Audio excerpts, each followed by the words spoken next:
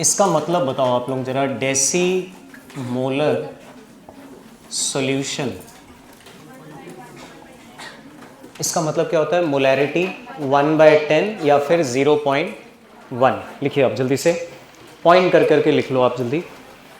Deci molar solution means molarity 1/10 लिखना चाहे आप 1/10 लिख लें, 0.1 लिखना चाहें 0.1 लिख लीजिए।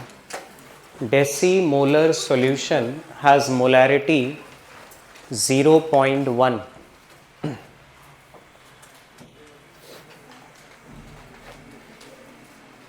हो गया आप लोगों की बातचीत? लिखो जल्दी से भाई। डेसी मोलर सॉल्यूशन मतलब मोलैरिटी 0.1। नेक्स्ट, इसी तरीके से आपको वर्ड लिखा हुआ मिलेगा सेंटीमोलर सॉल्यूशन।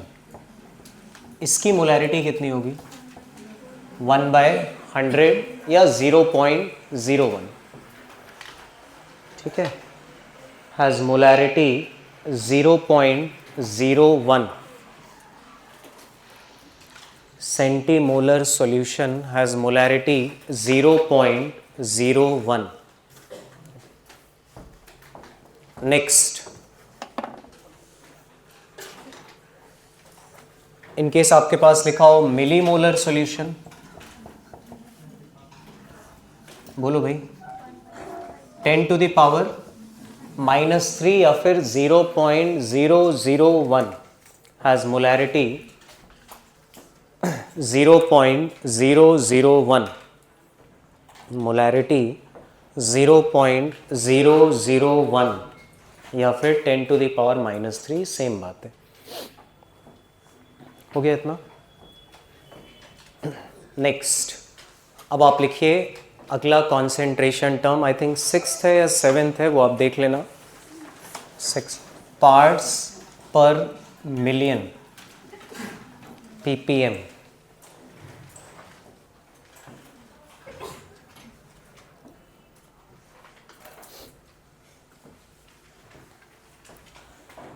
आप सबको ये क्लियर है? 1 मिलियन इक्वल्स टू 10⁻6 और 1 बिलियन इज इक्वल्स टू 10⁻9। आपको इसमें से कौन सा पढ़ना है? मिलियन वाला, ठीक है। सिमिलरली पार्ट्स पर बिलियन भी होता है, बट वो आपको नहीं पढ़ना है, मिलियन वाला आपको पता होना चाहिए। जल्दी से लिखिए इसको।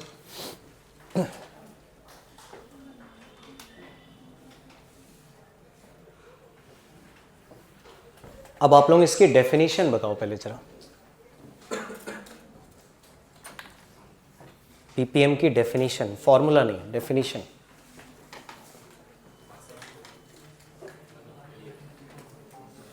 जैसे देखो, मास बाय मास परसेंटेज जब आप लिख रहे थे तो परसेंटेज के लिए आप कितना ग्राम सॉल्यूशन का मानते हो? 100, क्योंकि परसेंटेज है। वैसे मिलियन है तो कितना मानना पड़ेगा आपको, या अगर मानना हो तो 10⁻6। ठीक है, पहले इसकी डेफिनेशन लिखो। It is the number of parts of a component, it is the number of parts of a component, it is the number of parts of a component present in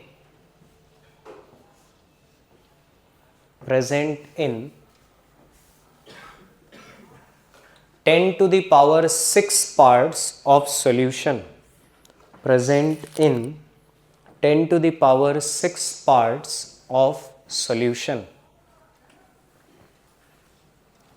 अब देखो जरा सब लोग फॉर्मूला पहले इसका। जैसे मान लो आपके पास लिखा हो ppm ऑफ सॉल्यूट, जरा बेसिक से सही से समझ लेना आप लोग।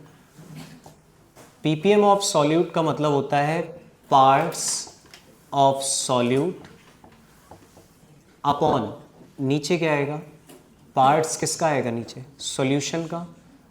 पार्ट्स ऑफ सॉल्यूशन, या कई बार, एक मिनट सुन लीजिए आप पहले, लिखा होता है total parts of solution, same बात है। मल्टीप्लाई किससे करोगे इस बार? लिखिए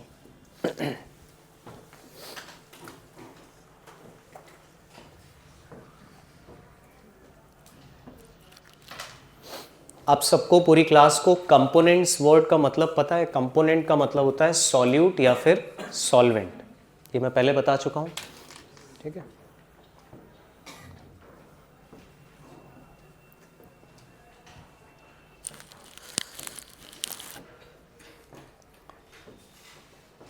इन केस आपको ऐसे लिखा हुआ मिले ppm of solute by mass, तो देखो समझना इस बात को, यहाँ पर जो आप पार्ट्स है उसको आप क्या समझोगे, या पार्ट्स की जगह आप क्या लिखोगे?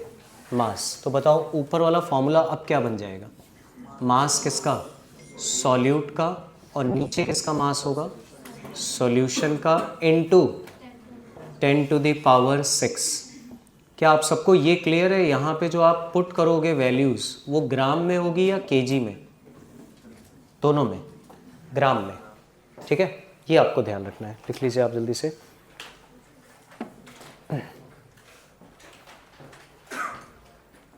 ठीक है, तो यहाँ पार्ट्स मास को रिप्रेजेंट करेगा या वॉल्यूम को रिप्रेजेंट करेगा, जैसे आप लोग अगला बताना, पहले इसको लिख लो।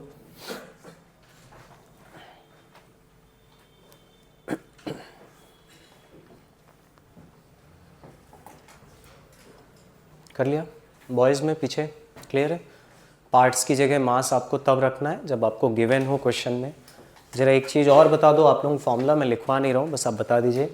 ppm of solute by volume का फॉर्मूला क्या हो जाएगा? Volume of solute upon volume of solution into 10 की पावर।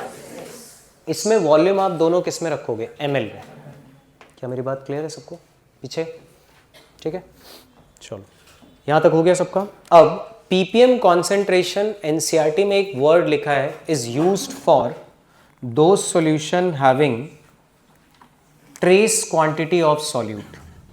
ट्रेस क्वांटिटी मतलब वेरी स्मॉल क्वांटिटी, यानी कि जिस उन सॉल्यूशंस के लिए आप ppm कॉन्सेंट्रेशन मेनली बताते हो जिसमें सॉल्यूट का अमाउंट बहुत कम है। अगर सॉल्यूट का अमाउंट बहुत कम है तो उन सॉल्यूशंस को आप एक नाम और देते हो, they are called dilute solutions. ये सब पढ़ा है आपने?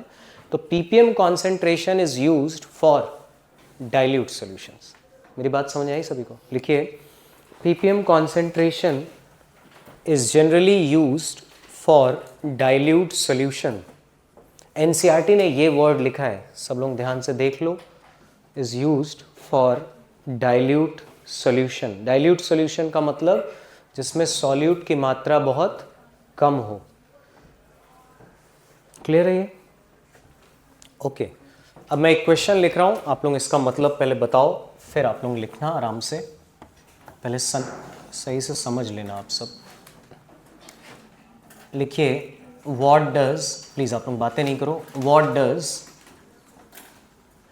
3000 ppm by mass of fluoride ion in aqueous solution means। पहले क्वेश्चन लिखो सब लोग ध्यान से। फ्लोराइड आयन का फॉर्मूला क्या होता है? F माइनस, ठीक है ना?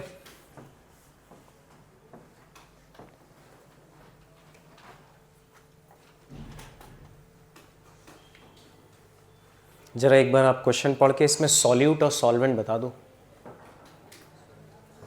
सॉल्यूट कौन है बॉयज में? पीछे भाई ध्यान दो, कौन है सॉल्यूट? Fluoride ion. सॉल्वेंट कौन है? वाटर क्यों सॉल्वेंट है? सबको क्लियर है? ठीक है, अब बताइए इसका मतलब, पहले लिखो नहीं, अब सामने देखो सब लोग। क्या आप लेट करोगे? जैसे m/m परसेंटेज था तो आप 100 लेट करते थे, परसेंटेज में आप 100 लेट करते थे। अब ppm है तो आप कितना लेट करोगे? अब लिखना नहीं, सुनना बस ध्यान से। 10 टू द पावर 6 ग्राम किसका? सॉल्यूशन का। तो उसमें फ्लोराइड आयन कितना होगा? 3000 ग्राम। तो मुझे बताओ वाटर कितना होगा? 10 टू द पावर 6 माइनस 3000, जो भी आंसर आएगा वो भी किस में होगा? पहले बताओ ये समझ में आया कैसे लिखना है, कैसे समझना है? लिखिए आप जल्दी से। इस पर बेस्ड एनसीईआरटी में बहुत अच्छा क्वेश्चन दिया है, वो मैं कराऊंगा। अभी आप पहले इतना लिख लीजिए जल्दी से। मैंने 10⁻6 से माइनस क्यों करा? बिकॉज ये सॉल्यूशन का मास है, ये किसका मास है? सॉल्यूट का। दोनों को माइनस कर देंगे तो किसका मास आ जाएगा? सॉल्वेंट का। अब क्लियर है? एनसीईआरटी में जो क्वेश्चन है उसमें वर्ड दिया हुआ है 15 ppm। तो क्या आप सब 15 ppm का मतलब लिख लोगे? क्या लिखोगे? 15 ग्राम हो जाएगा, और ये कितना रहेगा? 10⁻6 ही रहेगा।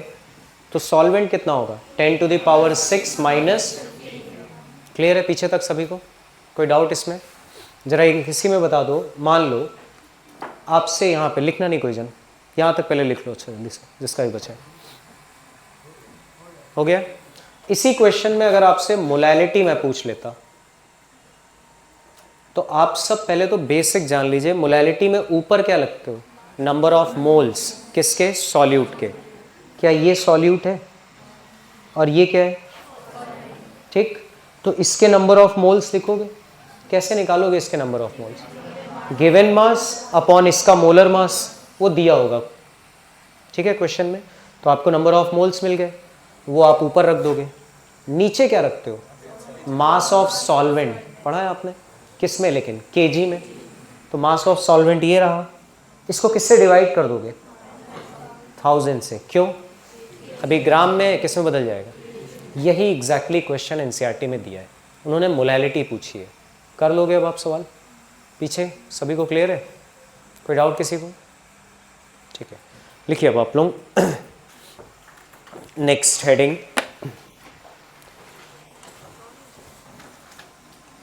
अगली हेडिंग डालिए। अब अगली हेडिंग समझाता हूँ मैं ज़रा पहले, और आपसे पूछता हूँ आप लोगों को क्या क्या पता है इसके बारे में। पेन वेन रख दो अब, आप लिखना नहीं, मैं लिखने का टाइम दूंगा। सबसे पहला टर्म है गर्ल्स में, बीच में सुनो आप लोग ध्यान से।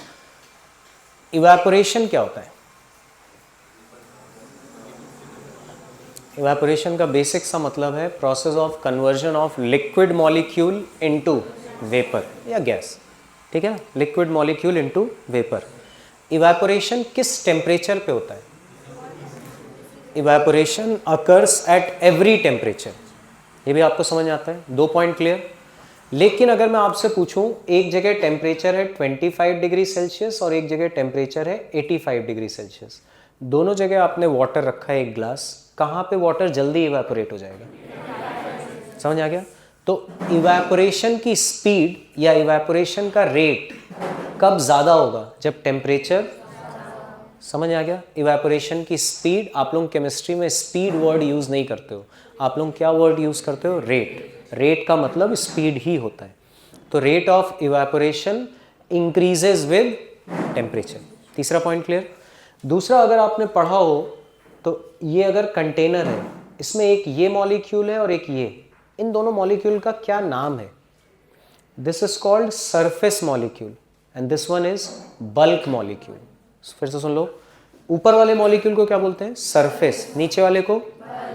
इवैपोरेशन आप पढ़ोगे, किताबों में लिखा होता है इज अ सरफेस फिनोमेना। इसका मतलब सरफेस वाला मॉलिक्यूल किस में कन्वर्ट होगा? वेपर में। बल्क वाला मॉलिक्यूल वेपर में कन्वर्ट। 4 पॉइंट क्लियर सभी को? लिखिए आप नेक्स्ट हेडिंग, इवैपोरेशन। इवैपोरेशन, इन चीज़ों की ज़रूरत पड़ेगी अभी आगे समझाने में, इसलिए मुझे ये बेसिक बताना है। अच्छा ठीक है, मैं अभी लिख देता हूँ दोबारा से। लिखो आप, process of conversion of liquid molecule into vapour. Simple एक लाइन लिख लीजिए, process of conversion of liquid molecule into vapour. Process of conversion of liquid molecule into vapour. ये पॉइंट तो क्लियर है ना सभी को? ठीक है, दूसरा पॉइंट लिखिए इवैपोरेशन में,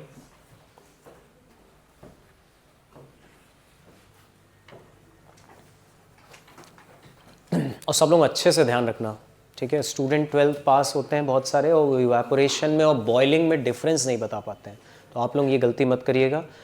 आप में से कई लोगों ने पीछे के बैचेस में या फिर कई जगह स्टूडेंट इवैपोरेशन पूछें तो वो बोलते हैं एट 100 डिग्री सेल्सियस। पहली बात, 100 डिग्री सेल्सियस पे वाटर इवेपोरेट नहीं, वाटर बॉयल होता है, और 100 डिग्री जो है वो स्पेसिफिक सिर्फ वाटर के लिए है।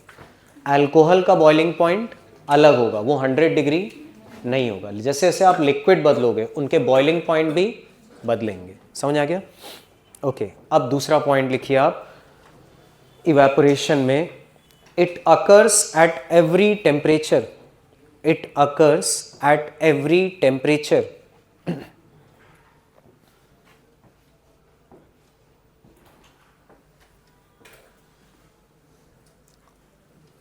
तीसरा पॉइंट आप लोग समझा दो, इवेपोरेशन की स्पीड कब ज़्यादा होगी? जब टेम्परेचर ज़्यादा होगा। तो लिख लीजिए आप, rate of evaporation increases with temperature, rate of evaporation increases with temperature. हो गया? चौथा जो आपने पूछा, अब देख लो ये डायग्राम। मैंने आपको ये बताया कि यहाँ पे एक मॉलिक्यूल यहाँ पर है और एक मॉलिक्यूल यहाँ पे है। ऊपर वाले मॉलिक्यूल को क्या बोलते हैं? Surface molecule. इसको बोलते हैं बल्क मॉलिक्यूल। इवेपोरेशन में कौन सा मॉलिक्यूल कन्वर्ट होता है? Hence evaporation is called surface phenomena. देखिए आप next point, evaporation is surface phenomena, evaporation is surface phenomena. At least इतने पॉइंट आपको अच्छे से पता होने चाहिए इवेपोरेशन के बारे में। पॉइंट और भी हैं, और भी चीज़ें समझाने के लिए, बट इतना अभी आप ध्यान रखिए अच्छे से। लिख लिया सभी ने पीछे? Next, condensation. Next heading, condensation. क्या होता है कंडेंसेशन का मतलब? कन्वर्जन ऑफ, हाँ, वेपर इनटू लिक्विड या vapour molecule into liquid molecule. लिख लीजिए आप definition, process of conversion of, process of conversion of vapour into liquid, process of conversion of vapour into liquid.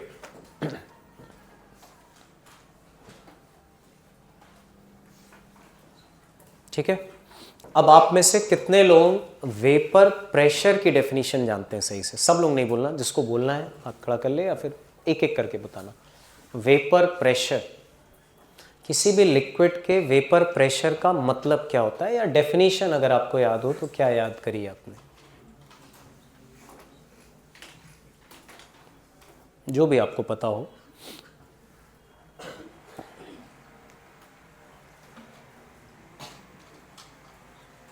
कोई भी answer?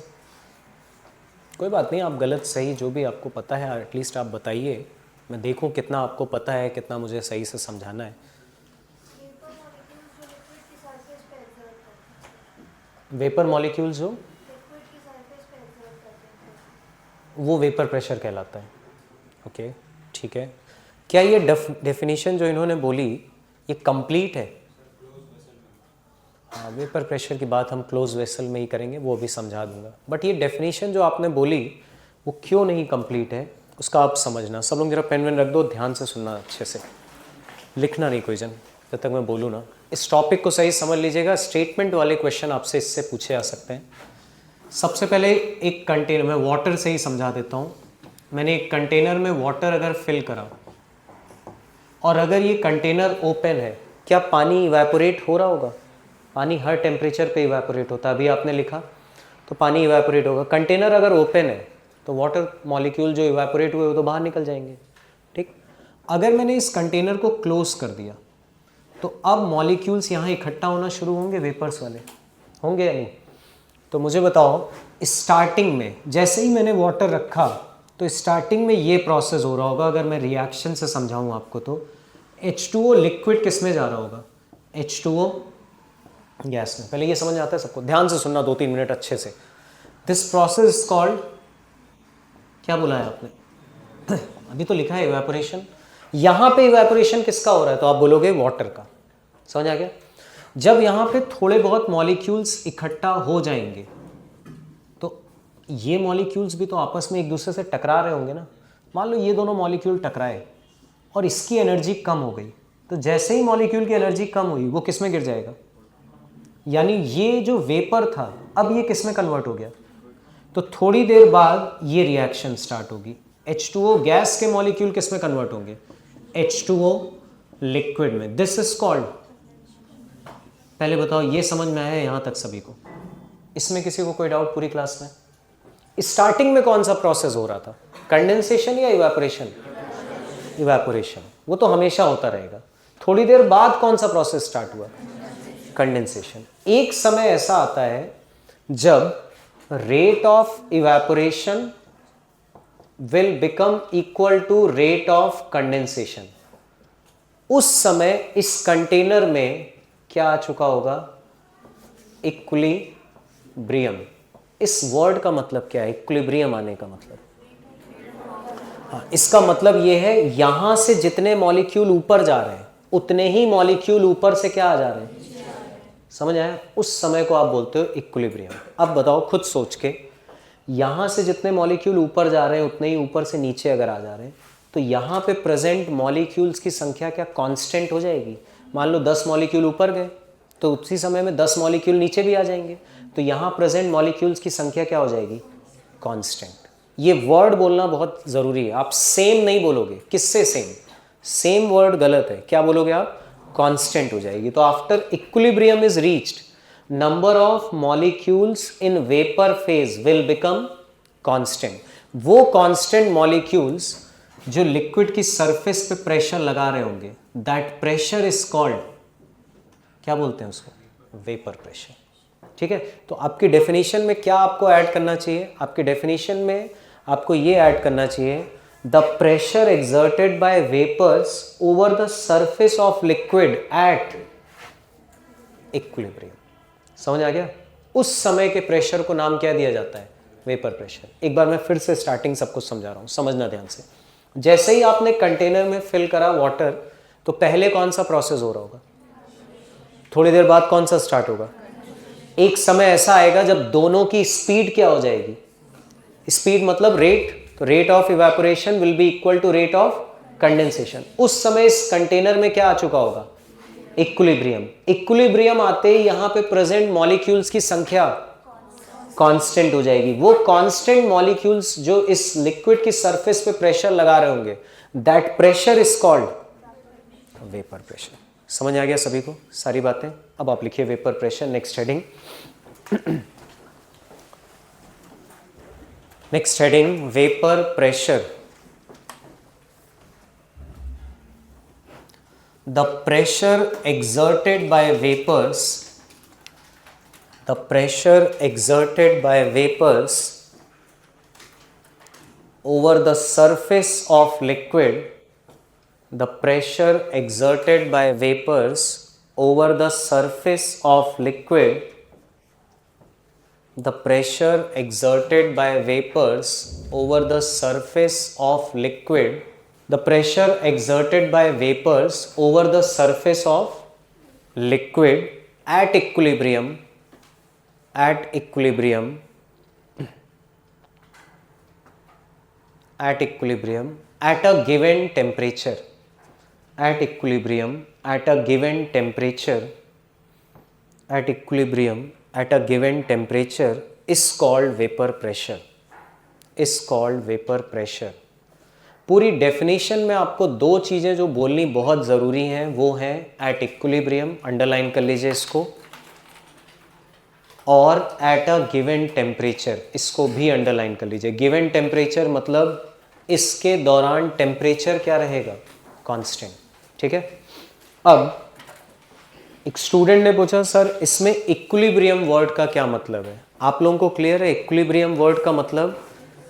when rate of evaporation will become equal to rate of, लिख लीजिए next line से, equilibrium means, equilibrium means, equilibrium means, मैंने ROE लिखा है, आप सबको क्लियर है पीछे? ROE का मतलब रेट ऑफ इवेपोरेशन, ROC का मतलब रेट ऑफ कंडेंसेशन।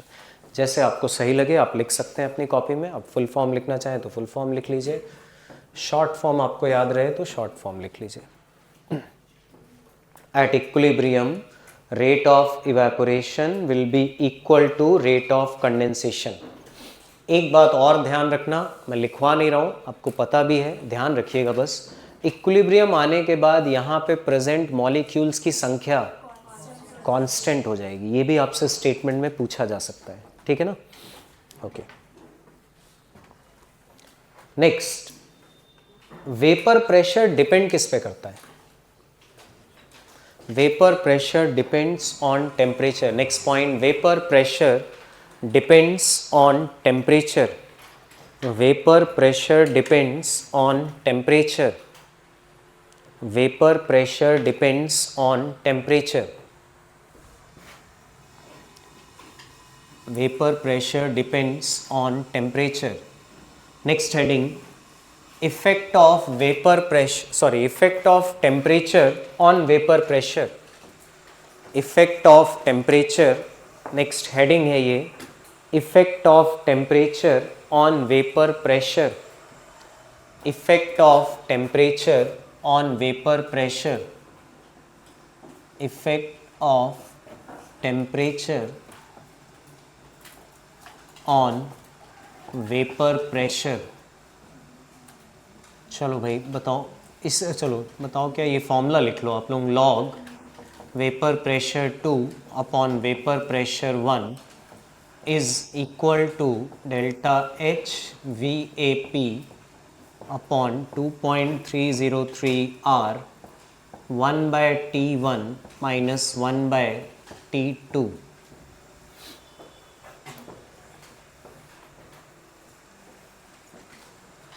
ये फॉर्मूला आप लिखिए, फिर मैं क्वेश्चन कराता हूँ। एक एक टर्म पहले लिख लेना, मैं बोलता हूँ, पहले इतना लिख लो।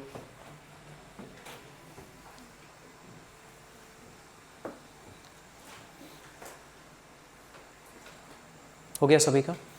आप मुझे बता दो इस टर्म का मतलब क्या है, delta H V A P, enthalpy of vaporisation. लिखते जाइए आप जल्दी जल्दी। enthalpy of vaporization, enthalpy of vaporization, enthalpy of vaporization। Phone वगैरह आप लोग साइलेंट कर लो, डिस्टर्ब होगी क्लास। enthalpy of vaporization कर लिया? ये क्या है? VP2, vapour pressure of liquid at temperature T2। लिखो पूरा। Vp2 को vapour pressure of liquid at temperature T2, vapour pressure of liquid at temperature T2।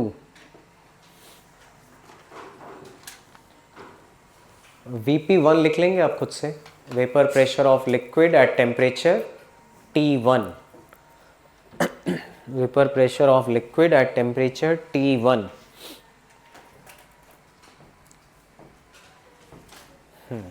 अब मुझे ज़रा R की आप वैल्यूज़ बता दीजिए जो जो आपने याद करी हो। एक तो आपने 8.314 याद करी होगी, या 25/3 स्टूडेंट्स याद रखते हैं, जो भी आप याद रखना चाहें। इसकी यूनिट क्या होती? सिर्फ जूल नहीं, मोल इनवर्स, केल्विन इनवर्स, पूरा आपको ध्यान रखना है। लिखिए, एक और R की वैल्यू आपने पढ़ रखी होगी, एग्जैक्टली तो 2 नहीं होती है, होती है 1.98 के आसपास, बट आप 2 याद रख सकते हैं। किसमें? कैलोरीज में।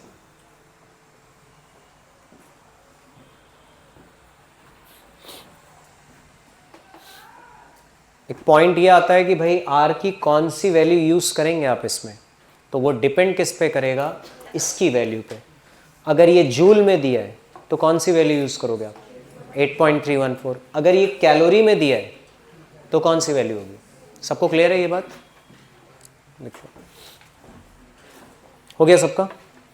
चलिए लिखिए, इस पे बेस्ड एक क्वेश्चन, पहले यहाँ तक लिख लो सब लोग आराम से। हो गया है? बॉयज़ में पीछे लिख लिया आप सभी ने? ठीक है, इधर हो गया सबका?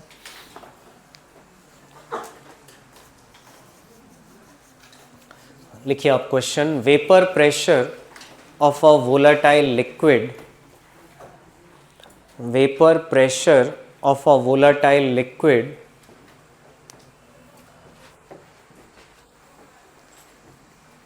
at 27 degrees Celsius, at 27 degrees Celsius and 127 degrees Celsius, 27 degrees Celsius and 127 degrees Celsius are, मैं फिर से रिपीट कर देता हूँ, vapour pressure of a volatile liquid at 27 degrees Celsius and 127 degrees Celsius are 2 atm and 4 atm, 2 atm and 4 atm. Calculate the enthalpy of vaporization, enthalpy of vaporization in terms of R, in terms of R.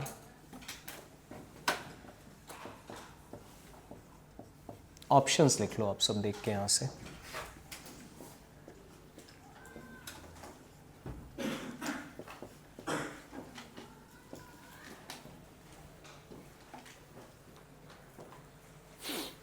एक point और मैं clear कर दूं, आप यहां temperature Celsius में रखेंगे या केल्विन में? हमेशा केल्विन में, ठीक है, बस ये गलती मत करना आप। चलो करना स्टार्ट करो अब आप। ऑप्शंस आप पहले लिख लीजिए, मैं हटा दूं ताकि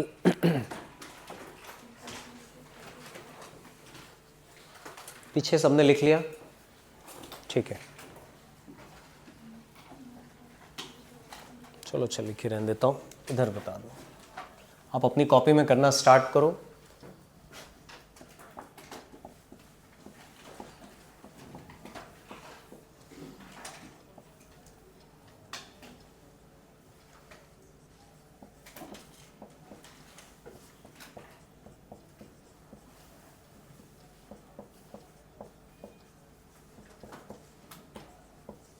पूरी क्लास ये देख ले, ये क्लियर है सभी को?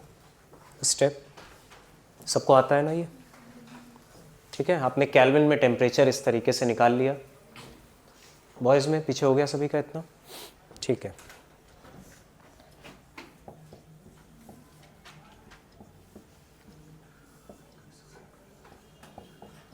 अगला स्टेप देख लीजिए आप। मैं एक एक स्टेप लिखता जा रहा हूँ, आप भी करते रहिए, चेक करते रहिए बोर्ड से आप जो भी लिख रहे हैं। लास्ट ऑप्शन सही है, करते रहो आप लोग। जिसका नहीं हुआ वो आराम से करें, जिसका हो गया अच्छी बात है, बाकी लोग करते रहो आप। मैंने स्टेप लिख दिया, इसी तरीके से वैल्यूज़ आपने पुट करी होंगी। तो यहाँ तो एटीएम से एटीएम कैंसिल हो जाएगा, यहाँ बचेगा कितना? log 2। क्या आप सबको log 2 की वैल्यू पता है? 0.3।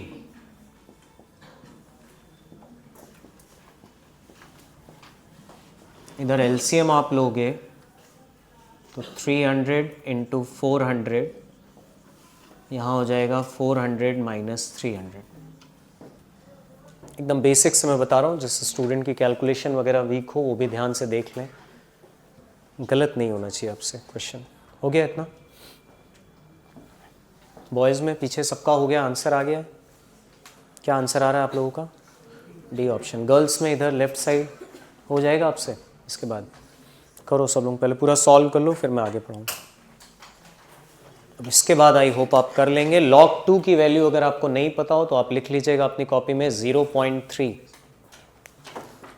गर्ल्स साइड इस तरफ सबका हो गया, आंसर आ गया आपका 829 यहाँ पर। क्लियर है ये क्वेश्चन? ठीक है, इस तरीके से आपको इस फॉर्मूले को इम्प्लीमेंट करना है क्वेश्चंस में। आप लोगों का आ गया 829 आर। चलो नेक्स्ट अगला टॉपिक लिखो अब, अगर आपने कर लिया है तो।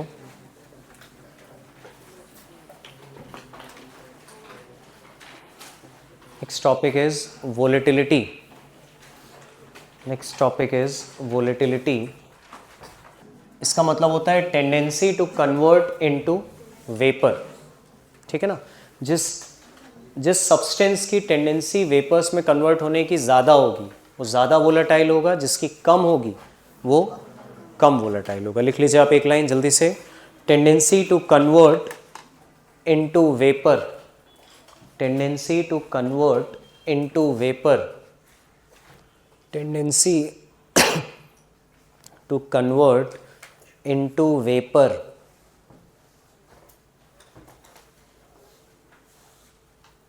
हो गया। अब जरा एक पॉइंट आप सुनना ध्यान से और बताना मुझे आंसर, लिखना नहीं अभी कोई जन। एक आपके पास लिक्विड ए है और एक आपके पास दूसरे कंटेनर में लिक्विड बी है। यहाँ पे बी और बी मॉलिक्यूल के बीच का फोर्स ऑफ अट्रैक्शन मान लो 10 न्यूटन है, यहाँ पर ए और ए का बीच का फोर्स ऑफ अट्रैक्शन 5 न्यूटन। कौन सा मॉलिक्यूल ऐसा है या किस लिक्विड का मॉलिक्यूल ऐसा है जो जल्दी वेपर्स में कन्वर्ट होगा? जहाँ पे फोर्स ऑफ अट्रैक्शन कम हो या ज़्यादा हो? कम हो। तो जहाँ पे फोर्स ऑफ अट्रैक्शन कम होगी ये जल्दी वेपर में कन्वर्ट होगा, ये रिलेटिवली इससे स्लो होगा। ठीक है, देखिए तो मुझे बताओ आप, इंटरमॉलिक्यूलर फोर्सेस ज़्यादा तो वोलेटिलिटी, लिख लीजिए आप खुद से, लिख लीजिए, मैं नहीं बोल रहा हूँ, आप खुद से लिखिए। हायर द वैल्यू, चलो बोल देता हूँ, higher the value of intermolecular forces lesser will be the volatility. Lesser will be the volatility.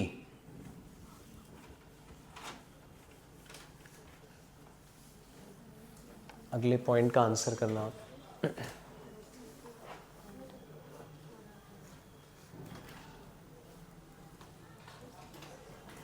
Intermolecular forces का मतलब फोर्सेस बिटवीन मॉलिक्यूल्स जो एक दूसरे को पकड़ के रखते हैं। वो जितने आसानी से पकड़ेंगे या जितना कम ताकत से पकड़ेंगे वेपर्स में कन्वर्जन उतना आसान होगा। खैर, नेक्स्ट आपके पास एक लिक्विड ए है और एक लिक्विड बी है। सुनना पहले ध्यान से।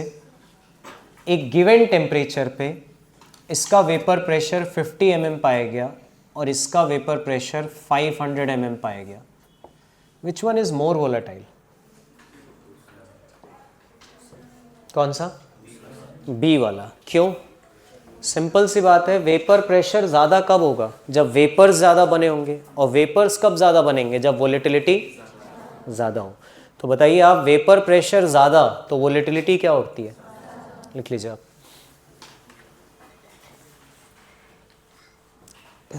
वोलेटिलिटी जो है वेपर प्रेशर के डायरेक्टली प्रोपोर्शनल है। अभी जो मैंने आपको वेपर प्रेशर पढ़ाया वो किसी सॉल्यूशन का पढ़ाया है क्या? आप देखो आपकी कॉपी में लिखा है सब कुछ। वेपर प्रेशर आपको मैंने पढ़ाया एक प्योर लिक्विड का।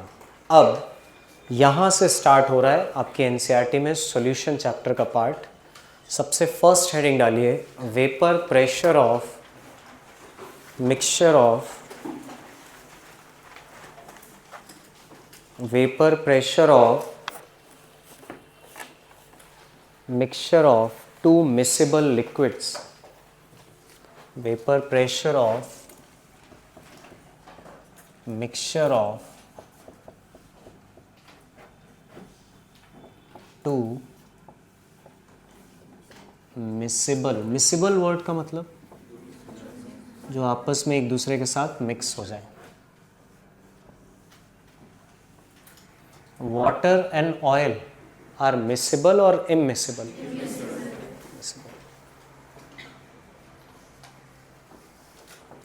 वैसे ही alcohol and water they both are miscible liquids. ठीक है, चलो अब ध्यान से देखना, सामने अंडरलाइन कर लो। अब बस सुनो ध्यान से सब लोग।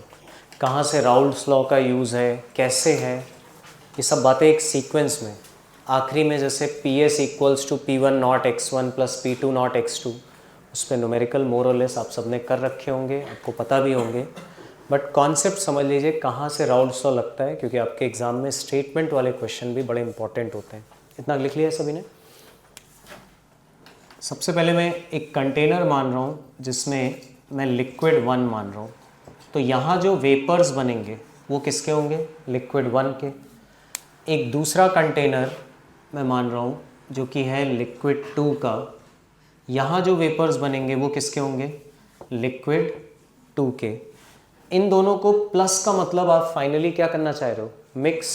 मिक्स करने के बाद जो बनेगा उसमें कौन होगा? लिक्विड 1, 2 या दोनों होंगे? दोनों होंगे। अगर दोनों लिक्विड होंगे तो कुछ इस तरीके का डायग्राम होगा। इसमें लिक्विड 1 भी है, लिक्विड 2 भी है। और किसके वेपर्स बनेंगे यहाँ, 1 के भी बनेंगे और 2 के भी बनेंगे। पहले बोलो इतनी बातें क्लियर है सभी को, ठीक है। यहाँ पे जो वेपर प्रेशर होता है जब, अच्छा ये लिक्विड प्योर है या नहीं, ये तो प्योर लिक्विड 1 है, ये प्योर लिक्विड, आप सबने पढ़ रखा होगा इसका वेपर प्रेशर P1 नॉट से रिप्रेजेंट है एनसीईआरटी में, प्योर लिक्विड्स का। इसका किससे रिप्रेजेंट होगा, P2 नॉट से, समझ आ रहा है। जबकि ये क्या है अपने आप में, ये अपने आप में एक सॉल्यूशन है, इसका वेपर प्रेशर रिप्रेजेंट है या तो PS से या एनसीईआरटी में आई थिंक P टोटल से रिप्रेजेंट है, दोनों बातें सिमिलर ही हैं। PS stands for vapour pressure of solution. Raoult's law आप किसके वेपर प्रेशर को निकालने के लिए लगाते हो, फर्स्ट वाले, सेकंड वाले या इसके, थर्ड वाले डायग्राम के लिए। इतनी बात क्लियर, यहाँ तक सब कुछ क्लियर है। आपको कुछ टर्म लिखे हुए मिलेंगे। अच्छा, जैसे ही यहाँ पे वेपर्स बने ये भी प्रेशर लगा रहा होगा कुछ, और वैसे ही ग्रीन वाले मॉलिक्यूल्स भी प्रेशर लगा रहे होंगे। आप देखोगे तो इसको P1 बोला जाएगा और इसको बोला जाएगा P2। ये है P1 नॉट, बल्कि जबकि ये क्या है P1, ये है P2 नॉट, ये क्या है P2। क्या नाम है इसका, नाम हो गया vapour pressure of pure liquid 1, this one is vapour pressure of pure liquid 2, PS is vapour pressure of solution, P1 is partial vapour pressure of liquid 1, कहाँ पे, सॉल्यूशन में या प्योर फॉर्म में, सॉल्यूशन में। P2 क्या होगा, partial vapour pressure of liquid 2 in solution. समझ आया। तो आपको पूरे नाम अच्छे से ध्यान होने चाहिए, ये नहीं कि P1 मतलब प्रेशर, प्रेशर नहीं, पूरा नाम, ये भी प्रेशर है, ये भी प्रेशर है, ये भी प्रेशर है, बट ये सब अलग अलग चीज़ों को सिग्निफाई कर रहे हैं। समझ आ गया। वैसे ही आपने कुछ टर्म पढ़े होंगे x1 x2।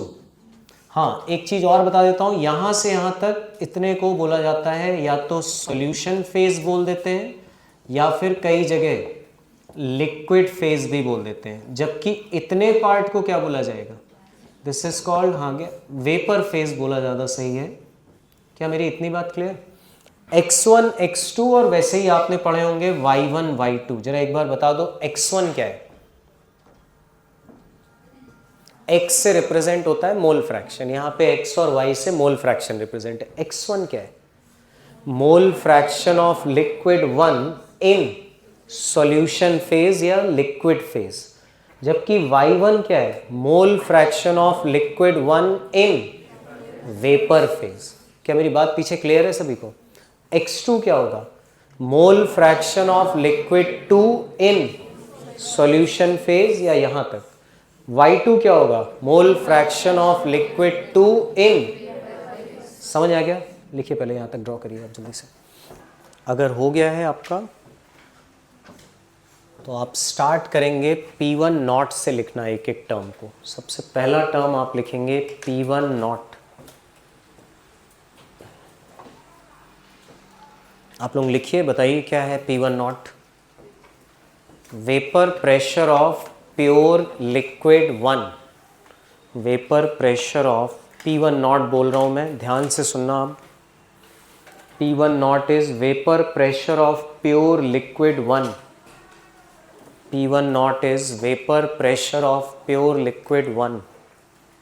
P2 naught is vapor pressure of pure liquid 2. Vapor pressure of pure liquid 2.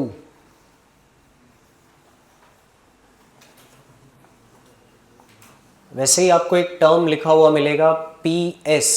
PS is vapor pressure of solution. PS लिखा हो या P total. PS is vapour pressure of solution. PS is vapour pressure of solution, लिख लिया। Next P1। P1 का नाम क्या है, partial vapour pressure of liquid 1। लिखिए P1 को, P1 is partial vapour pressure of liquid 1। Partial vapour pressure of liquid 1,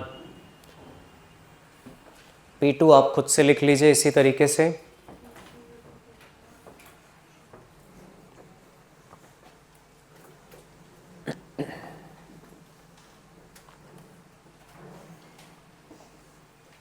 हो गया सभी का। x1 क्या है? मोल फ्रैक्शन ऑफ लिक्विड 1 कहां पे? इन कौन से फेज में? Solution phase. Mole fraction of liquid 1 in solution phase. Mole fraction of liquid 1 in solution phase. वैसे ही आप x2 लिख लीजिए जल्दी से। इसी तरीके से आप x2 लिख लीजिए।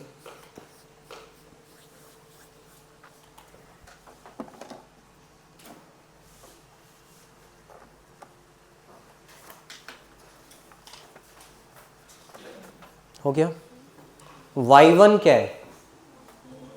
Mole fraction of component 1 in vapour phase. जो मैंने बोला वो ध्यान से सुनना। y1 is mole fraction of component 1 in vapour phase. Mole fraction of component 1 in vapour phase. और y2 आप सिमिलरली लिख सकते हैं इस तरीके से।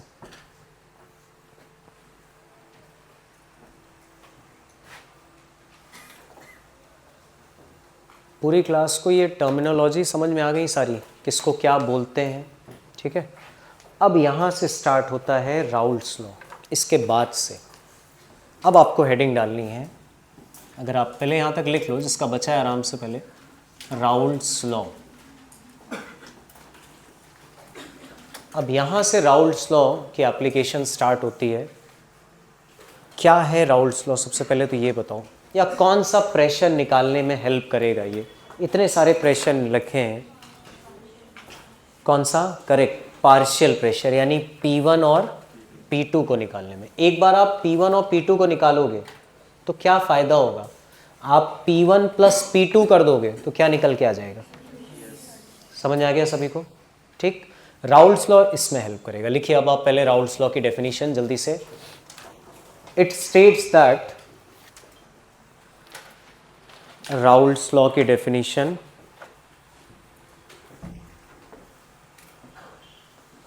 it states that for a it states that for a solution of volatile liquid, it states that for a solution of volatile liquid, the partial vapor pressure of each component, the partial vapor pressure of each component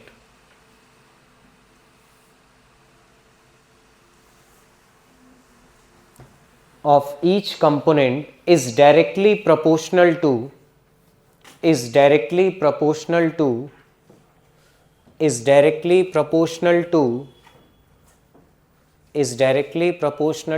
mole fraction in solution, is directly proportional to mole fraction in solution, mole fraction in solution. अब आप लोग underline करिए इसमें जो जो important है। एक तो पार्शियल वेपर प्रेशर को अंडरलाइन करिए आप, पार्शियल वेपर प्रेशर को, और लास्ट में मोल फ्रैक्शन इन सॉल्यूशन को अंडरलाइन कर लीजिए। इतना आप याद रखेंगे तो आप खुद बता लेंगे। अब बताओ, सबसे पहले लिक्विड 1 के बारे में हम लिखते हैं। लिक्विड 1 का पार्शियल वेपर प्रेशर कौन सा है? P1 नॉट है या P1 है? जल्दी बोलो भाई। P1 किसके प्रोपोर्शनल होगा राउल्ट्स लॉ के हिसाब से? यहाँ के मोल फ्रैक्शन के या ऊपर वाले के? नीचे वाले के। नीचे वाला मोल फ्रैक्शन कौन है? समझ आ गया? इसी तरीके से प्रोपोर्शनैलिटी हटती है तो यहाँ कांस्टेंट क्या आता है? P1 not into x1। जरा सामने देख के ये बता दो। इसी तरीके से जब आप लिक्विड 2 का निकालोगे तो क्या होगा? लिक्विड 2 का P2 will be proportional to x2, तो P2 किसके बराबर हो जाएगा? P2 not into x2। बस राउल्ट्स लॉ यहीं तक है, इसके बाद कौन सा लॉ है ये अब आपको समझना है। लिखिए आप जल्दी से पहले इतना। अब बताओ, इसके बाद आपको P1 और P2 निकाल के राउल्ट्स ने दे दिए। अब इसके बाद जो है किसकी एप्लीकेशन है, अब यहाँ से एप्लीकेशन है डाल्टन्स लॉ की। डाल्टन्स लॉ क्या बोलता है कि अगर आपके पास दो अलग अलग टाइप की गैसेस हैं तो दोनों के पार्शियल प्रेशर निकाल के अगर जोड़ दोगे तो आपको कौन सा प्रेशर मिल जाएगा, टोटल प्रेशर। अब नेक्स्ट लाइन से लिखिए जो मैं बोल रहा हूँ, according to Dalton's law, according to Dalton's law, इतना लिखने के बाद according to Dalton's law the total pressure over solution, according to Dalton's law total pressure over solution, according to Dalton's law the total pressure over solution will be the sum of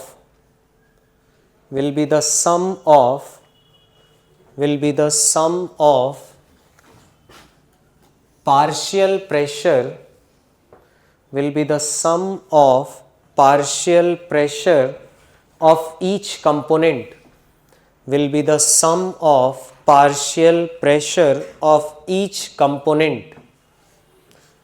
समझ में आया सभी को, कहाँ से Raoult's law है, कहाँ तक फिर डाल्टन्स स्टार्ट होता है। तो बताओ डाल्टन्स लॉ के हिसाब से टोटल कितना है, P टोटल, या फिर आपने इसी को क्या लिखा है, PS किसके बराबर होगा, अंडरलाइन करो, डाल्टन्स लॉ में भी पार्शियल प्रेशर के सम के बराबर होगा। अंडरलाइन करो पार्शियल प्रेशर को। बताओ पार्शियल प्रेशर किससे दिखाया गया है यहाँ पे, P1 प्लस किससे, P2 से। क्या आपको P1 की वैल्यू राउल्ट्स ने बताई है कितनी है, P1 नॉट इंटू x1, इसकी वैल्यू कितनी बताइए, P2 नॉट इंटू x2।